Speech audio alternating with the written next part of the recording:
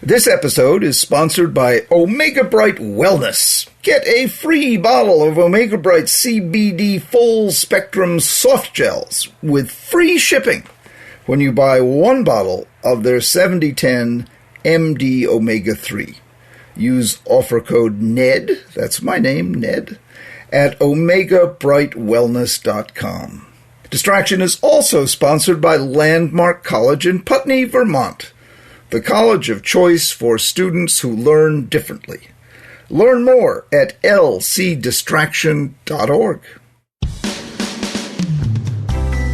Hello, this is Dr. Ned Hallowell with a mini episode of Distraction. Today I want to respond to a couple of questions that have come from my recent debut on TikTok. Hashtag Ned Talks on TikTok.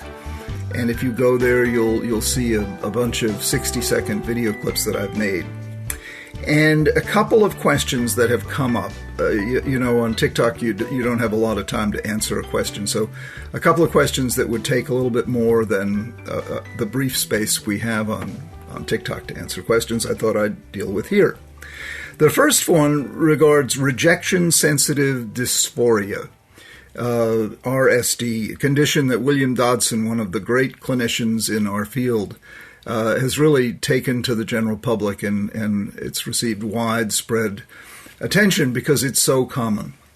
Now, rejection-sensitive dysphoria is a bunch of syllables that simply refers to a person's tendency to be more than average sensitive to rejection. None of us likes rejection. If someone comes up to you and says, you're ugly, you're not going to like that. Or if someone comes up to you and says, you're stupid, you're not going to like that. Or if you apply for a job and don't get it, you're not going to like that. Or if you ask someone out and they say, you must be joking, you're not going to like that. So, you know, it is a baseline fact of human existence that rejection is not pleasant. However, there's tremendous variability in how people respond to rejection. And those of us who have what's called rejection sensitive dysphoria, we have an exaggerated response to rejection. And oftentimes we imagine rejection when it really isn't there. You know, someone can say, oh, I really like your tie. And you think, well, does that mean you don't like my shirt? I mean, so we can imagine rejection where none is intended. That's the dilemma of the person who has RSD, rejection-sensitive dysphoria. And it happens to be very common in people who have ADHD. People who don't have ADHD can have it as well. People with anxiety disorders, people with post-traumatic stress disorder, people who have a very insecure childhood, never got the kind of grounding and reassurance they needed, and never developed what I call the emotional shock absorbers to allow you to deal with and rebound from rejection or disappointment. You know, so there are many ways you can acquire rejection-sensitive dysphoria, but it happens, for whatever reason, to be common in the ADHD population. We are inclined to overreact to rejection and to imagine rejection where none is intended. What do you do about that? Well, you begin by simply knowing that it exists, that you have an exaggerated response to rejection, and sometimes you perceive it when it's not even there. Now, that can help you put it into perspective, you see, because by definition, the rejection-sensitive dysphoria is a loss of perspective. You are magnifying the importance of the disappointment. You are magnifying the damage to your self-esteem that the rejection has done. You are turning, a molehill into a mountain. And so you want to learn how to bring that mountain back down to the molehill it ought to be. And that's a skill that you can cultivate. One good way is to go to my favorite rule, which is never worry alone. Talk to someone about it. Do you think that person really hates me? Do you think, do you think my not getting the job means I'm a total loser? Do you think my not getting a good grade in the course means I have no future in this field? You want a reality test, as the jargon puts it. your reaction, because your reaction is exaggerated. And one way to bring that mountain back down to a molehill is to test your reaction out and with a friend and say, this is how I reacted to that. What do you think? And the friend will say, you're exaggerating. Well, in order to do that, you have to be willing to make yourself vulnerable. You have to be willing to say, I had this extreme reaction, and then let your friend say, gee, it doesn't sound like that person really was putting you down all that much. Or the job, you didn't get it. Well, there's plenty of other jobs out there, and it doesn't mean you're a loser at all. There's nobody in this world who hasn't applied for something and not gotten it, whether it's a team, a job, a date, or whatever it might happen to be. So start building your emotional shock absorbers, as I call them, and you do that with friends, with belief systems, with faith, with aphorisms, slogans.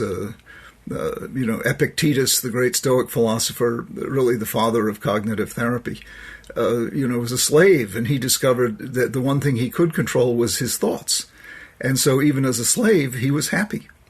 And his master freed him because he said, Epictetus, if you can explain to me your secret, I'll set you free. And Epictetus did, and it worked. And the master set him free, and now Epictetus is revered as one of the fathers of a whole school of philosophy called Stoicism.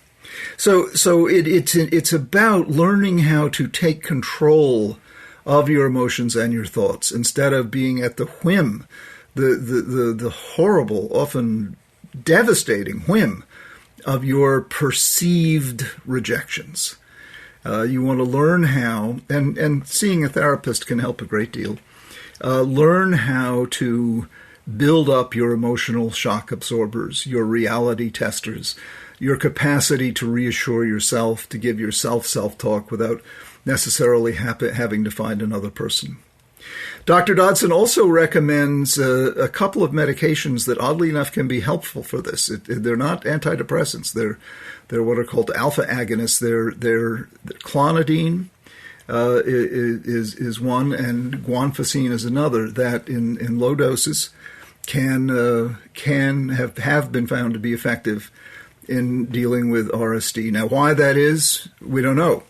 But it is very interesting that a medication can help improve a person's capacity to tolerate rejection.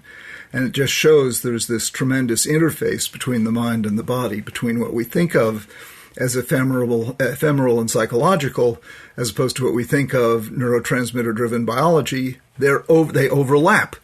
They're, in a sense, one and the same, that you can use a medication to treat which seems like such a purely psychological experiential phenomenon. So, rejection sensitive dysphoria. And the other part of the question person asked was, well, what if the rejection is real? What if you have been dropped by the person of your dreams? What if you did make it up to the final cut and didn't make the team, or didn't get the job, or didn't get the promotion? There's no doubt that that's a rejection. What if it's real? Well, you deal with it in exactly the same way. You rely on your emotional shock absorbers. You rely on your support system. And that's why it's so important to have a support system, what I call your network of positive connection. Connection to friend, connection to family, connection to a dog, one of the ones that I champion all the time. Connection to ways of self-soothing, be it music, be it beauty, be it a walk in nature, ways of self-soothing, reliable ways of self-soothing, and avoiding the dangerous ways of self-soothing, which is excessive alcohol, drugs, danger-seeking behavior, impulsive acting out.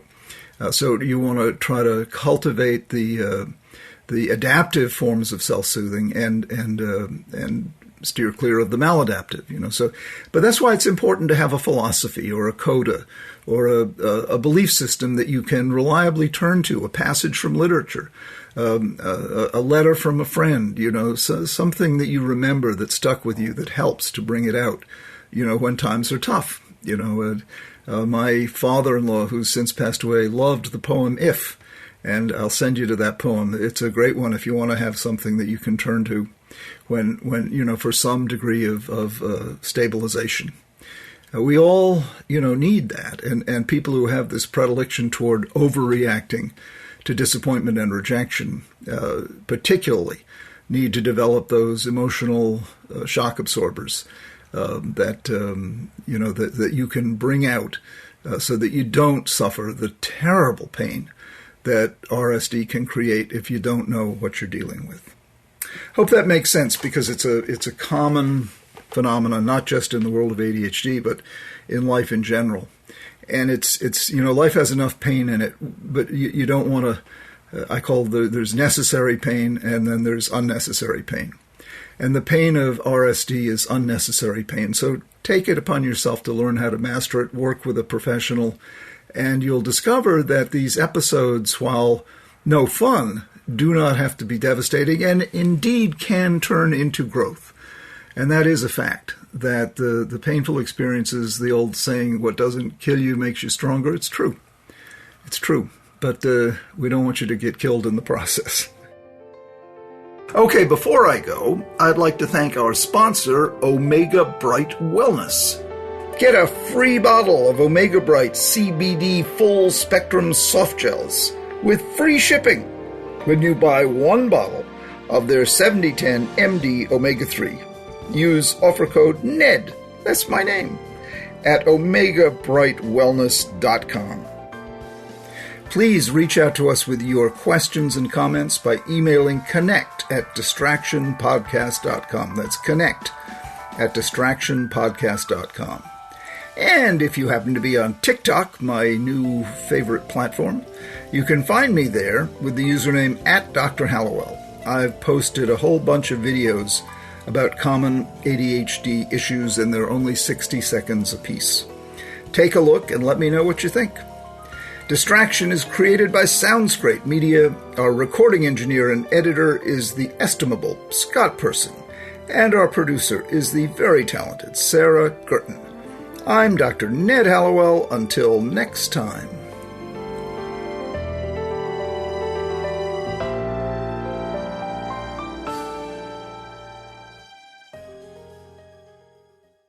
The episode you just now heard, was made possible by my good friends at Omega Bright Wellness. Get a free bottle of Omega Bright CBD Full Spectrum Soft Gels with free shipping when you buy one bottle of their 7010 MD Omega-3. Use offer code NED, that's my name, at omegabrightwellness.com.